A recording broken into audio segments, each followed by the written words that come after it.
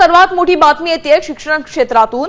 Law प्रवेशाच्या अगदी पहिल्याच दिवशी विद्यार्थ्यांना मोठा धक्का बसलाय। गव्हर्नमेंट लॉ कॉलेज केसी सह नामांकित लॉ कॉलेजेस पहिल्या फेरीतून गायब झाली आहेत। बार काउन्सिल ऑफ इंडियाच्या मान्यतेअभावी नामांकित कॉलेजची नावे पहिल्या यादीतून वगळली आहेत।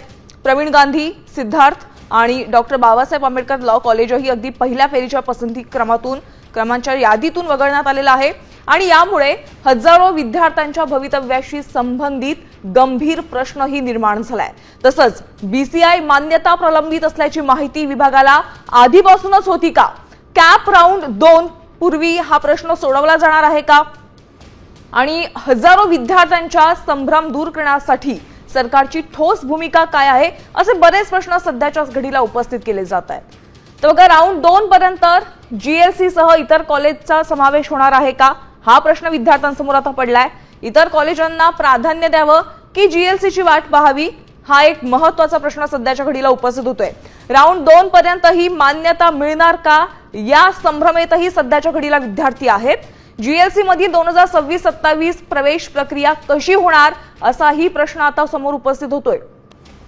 तर हजारो विद्यार्थ्यांचा शैक्षणिक वर्षाचा प्रश्न निर्माण होणार का, हा महत्त्वाचा प्रश्न सध्याच्या घडीला उपस्थित होतोय। आपण थेट जाऊयात आमची प्रतिनिधी तेजल नागरे हिच्याकडे। तेजल, आपण पाहतोय लॉच्या विद्यार्थ्यांसाठी एक मोठा धक्का म्हणावा लागेल। मुंबईतील काही नामांकित कॉलेजेस आहेत, त्यांची नावं पहिल्या यादीतून वगळण्यात आल्याचं समजतंय। त्याचं नेमकं कारण काय आहे?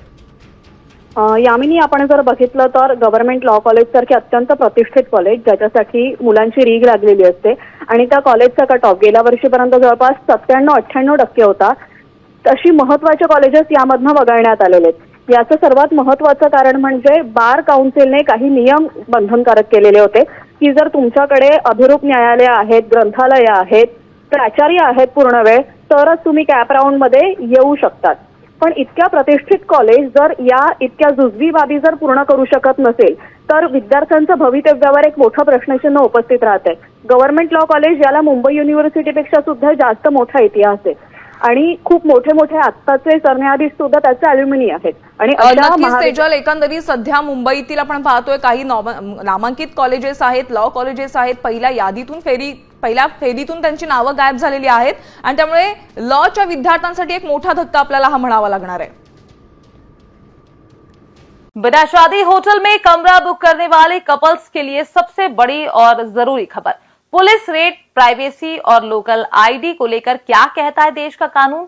होटल जाने से पहले जान लें अपने असली अधिकार, ताकि आपको बाद में ना होना पड़े परेशान। हमारे साथ जानिए, शादी से पहले क्यों सबसे अधिक होटल बुक कर रहे कपल्स और बाद में क्यों काट रहे हैं थाने के चक्कर। क्या है इस मामले का सटीक समाधान? हमारे देश में अक्सर अविवाहित जोड़ों यानी अनमैरिड कपल्स को होटल में कमरा बुक करते समय कई तरह की हिचकिचाहट, डर और परेशानियों का सामना करना पड़ता है। कई बार होटल प्रबंधन उनके साथ अजीब व्यवहार करता है, तो कई बार पुलिस की अचानक छापेमारी या उत्पीड़न का डर उन्हें सताने लगता है। लेकिन क्या आप जानते हैं कि भारतीय कानून और हमारा संविधान अविवाहित जोड़ों को होटल में रुकने और प्राइवेसी बनाए रखने को लेकर कौन से बेहद मजबूत अधिकार देता है? हाल ही में आई मीडिया रिपोर्ट्स के मुताबिक देश में अनमैरिड कपल्स के अधिकार और सुरक्षा को लेकर कई सख्त नियम बनाए गए हैं, जिन्हें जानने के बाद आप किसी भी प्रकार के मानसिक या सामाजिक उत्पीड़न से पूरी तरह बच सकते हैं। अगर आप भी किसी होटल में कमरा बुक करने का सोच रहे हैं तो होटल जाने से पहले कुछ बेहद खास और कानूनी बातों का ध्यान रखना आपके लिए बेहद जरूरी है। आखिर क्या कहता है हमारा कानून? लोकल आईडी को लेकर क्या नियम है और पुलिस किस स्थिति में कार्यवाही कर सकती है? इन सभी अहम प्रश्नों के उत्तर हम आपको आगे खबर में देंगे। दरअसल आज के बदलते दौर के साथ हमारे समाज और जीवन शैली में बड़ा बदलाव आया है। आज के समय में अविवाहित जोड़ों के लिए राहत की बात यह है कि देश के कानून के अनुसार वे बिना किसी कानूनी अड़चन के होटल में कमरा बुक कर सकते हैं। लेकिन जानकारी के अभाव में कई बार कपल्स को होटलों में बेवजह की परेशानी और प्रताड़ना का सामना करना पड़ता है। कानून के जानकारों का कहना है कि भारत में ऐसा कोई भी कानून नहीं है जो दो वयस्क और अविवाहित लोगों को एक साथ होटल के कमरे में रहने से रोकता हो, बशर्ते वे कुछ जरूरी नियमों और कानूनी प्रक्रियाओं को पूरी तरह से पालन करते हो। इस पूरे मामले में सबसे बड़ा महत्वपूर्ण आधार देश का संविधान है। भारतीय संविधान का अनुच्छेद 21 यानी आर्टिकल 21 हर नागरिक को गरिमा के साथ और अपने हिसाब से